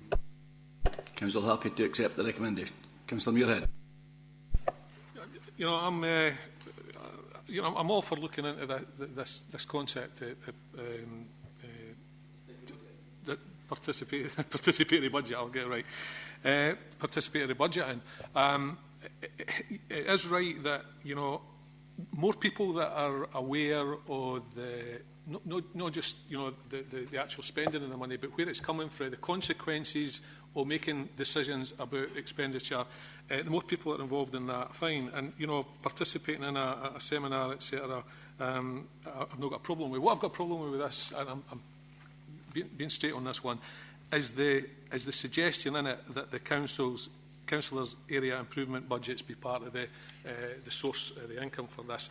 I remember as a new councillor being told that I had a budget and spending it on things like, I'll put a bench at the end of that road, and I'll put planters on Gorbrig Main Street and that kind of thing. While that still happens, and it's right that still happens on some occasions, more and more these budgets are being used for, at a local level, more strategic spending. It isn't about that type of thing. It's about enabling projects. And I certainly see my role in spending that money, as I have done over the years, wasn't just to make my mind up about where it was going to go, but to actually discuss it with local groups and try to maximise the resources that could come into your communities by priming the pump with that money, for example, or getting projects at the end of the day like the hub, which we had occasionally have had some difficulty with.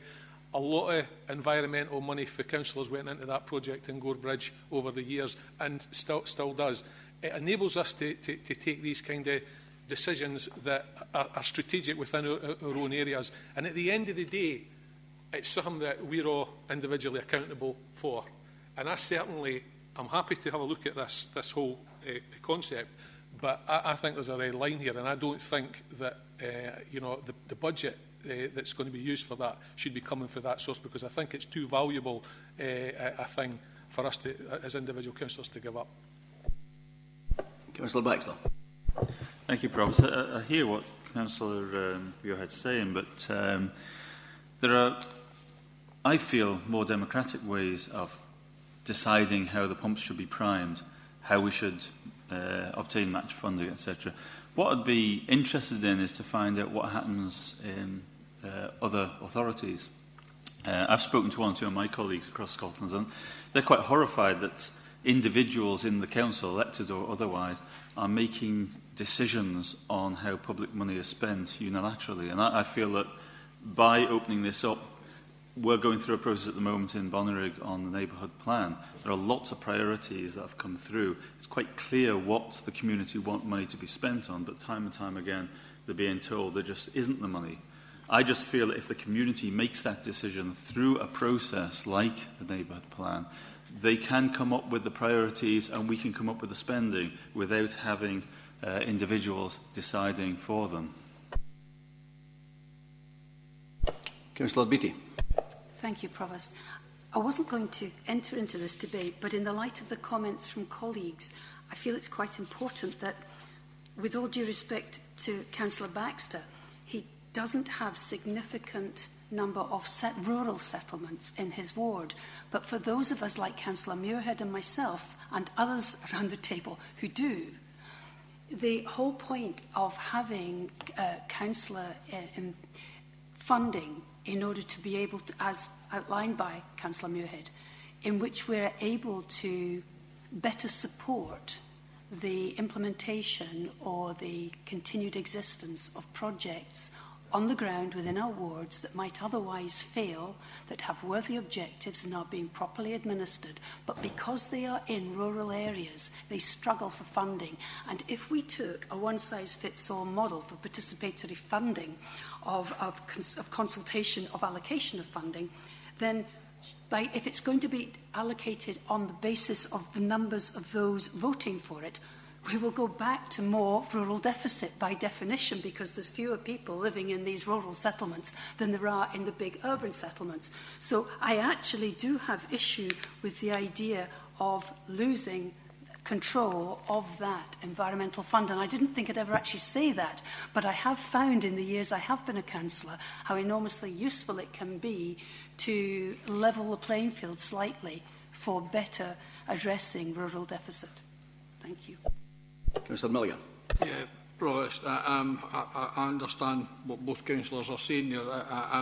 This isn't if the elected members here are going out and sort of spending this on wee pet projects, kind that there's no, for example, the three Bonnyrigg councillors clubbed together to support St Mary's Primary School, getting their all-weather playing surface redone after it was damaged. There are things, for example, when stuff's vandalised, groups are losing stuff, that you can react quite quickly, whereas if you couldn't, you would need to wait on a series of stuff. However, I think we need to acknowledge that Owen has taken on board that there are major concerns in this, and he's looking to bring in a pilot in 2016 and to talk, because I think we need to talk to a lot of the communities. Ian makes the point that the neighbourhood plans in place in Bonnyrigg, one of the things that he needs to acknowledge is 99% of the groups in Bonnyrigg are in attendance at the neighbourhood plan. 99%, the boys' clubs and that, I've never seen any of them there, because I stopped going because I wasn't sure that it was best use of my time. But the reality is, it's about there's a very small group of people that are attending as well, meaning people I accept. However, overall, I think elected members are reasonably well placed, if not best placed, to sort of see and take a wider look across the community, rather to those campaigning most or shouting loudest to get in that. However, as I say, I think we need to acknowledge that there has been a breathtaking here. We will look at a pilot project. There will be further discussion on that. However, I think it's quite right for the two elected members and the rural areas to sort of identify. In the built-up areas, for example, Porton Hall Community Council have already indicated that they wouldn't want to be involved in decision-making on budgets and stuff, and they are one of the groups that attend the forum. However, I think the report's enough for us to accept that. We'll look at that, because there are other ways that this could effectively be budgeted. There are other budgets there that are spent in communities that it might be right to at least ask for opinions for the community before they're distributed. Councillor Thompson. Yeah, I think it is. It's very much. It was recognising there are different views around the table, and I think if we can gather them together, I think the general principles of this are something that probably all of us can agree on, I would hope. How that comes to be funded and how it's shared out, all that sort of stuff, yes, we do need to look at the details of it, but to me it's very much the direction of travel we should be heading in, so happy to move forward on that basis. Okay, we're happy to go with the recommendations of this report and have a seminar. Okay. Thank you.